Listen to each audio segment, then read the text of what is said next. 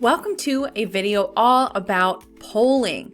This is in my series on formative assessments. I will link a playlist down below with all of my formative assessment videos in it so you can peruse as you wish. This is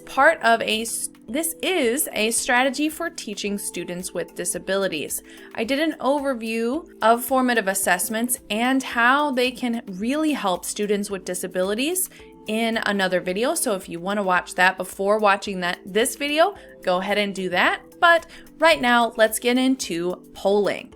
Polling is a really great option for in-class synchronous sessions where you just want to check your students' understandings. Maybe you want to take a quick poll and see, can I move on with this next slide? Do I need to spend more time explaining this? Do I need to take a different approach to explaining this and give students a different kind of opportunity to access this material? Polling is really good for getting a very fast poll of what your students know and don't know. So this is just a quick reminder of the difference between formative assessments and summative assessments. Basically, formative assessments just inform the teacher and are really low stakes for students. Who may benefit from formative assessment? Really, everyone benefits from formative assessments, especially you, the educator, who can really gain a good understanding of what your students know and don't know based on formative assessment data. So let's get into the formative assessment resources for today. Coming up, we have the best websites for polling without an account. So you don't need to make an account. It's just really simple. Then we have the best websites for polling with an account. And this just means that you need to sign up with your email and they'll store data for you. So if you're using formative assessments, if you're using polling as a formative assessment pretty regularly, or maybe you want to hold on to the data that you collect, these are good websites for that. Also, we're going to touch on polling on Google Meet and Microsoft Teams.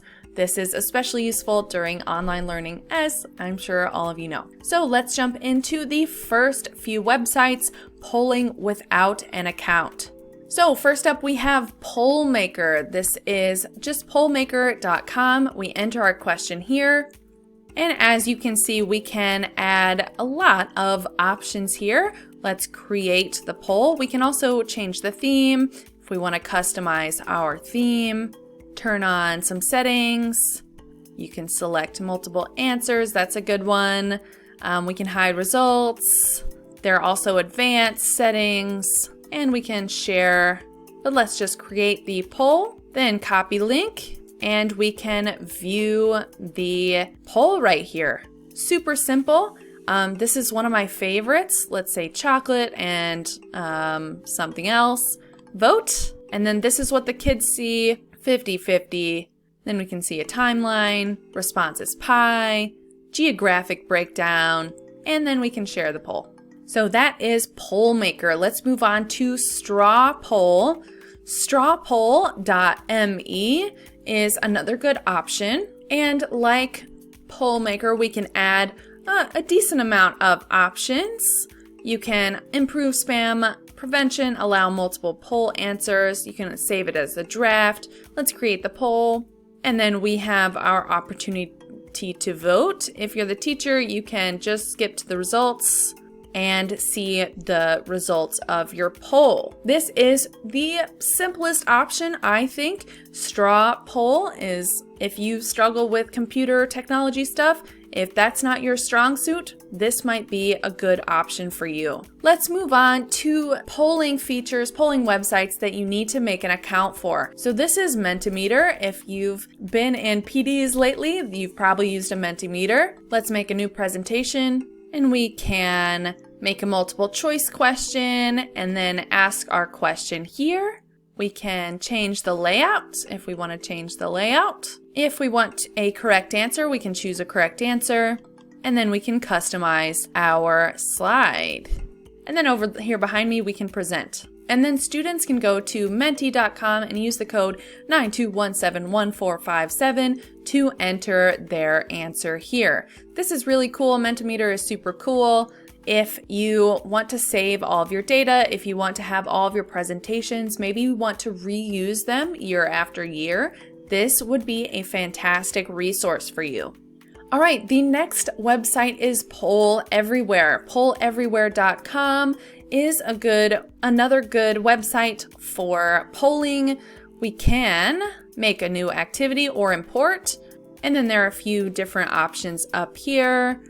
We can make answers correct and then create our poll. Then we can activate, and it'll give us a website where they can go to fill out this poll. We can lock it, clear responses, make this full screen, etc. We can even change around the visual settings, etc. Poll Everywhere is really good. It's not as good, in my opinion, as Mentimeter, but it's consistent and it's consistently good, so I thought I'd mention it. If neither of those two websites work for you, there are also EasyPolls.net. You can change around the look and feel. You can go premium, have some other options. It's a lot like the other polling websites that we've seen so far. And this is what it looks like. We can change the look and feel. This one is pretty easy to use. Now let's jump into making a poll in Google Meet and Microsoft Teams. So for Google Meet, you're going to want to open up your Meet. Now, I will say this is not going to work for everyone. New meeting. Then over at this bar, where you would see the chat, you should see a polling option here in the chat where you can post a poll and students will be able to respond in the Google meeting. However, this is not available to everyone, so check to see if you have it before relying on it during an asynchronous class. But it is really cool if you do have it. For Microsoft Teams, you have to add on the extension Poly. I'll show a clip right here of what it takes to add on. It's pretty simple. You just click on More and add Poly to your Microsoft Teams account. Now, all New York City employees should have an Outlook email. That's your schools.nyc.gov email. So if you don't use Teams on a regular basis, you might not even care about this, which is okay.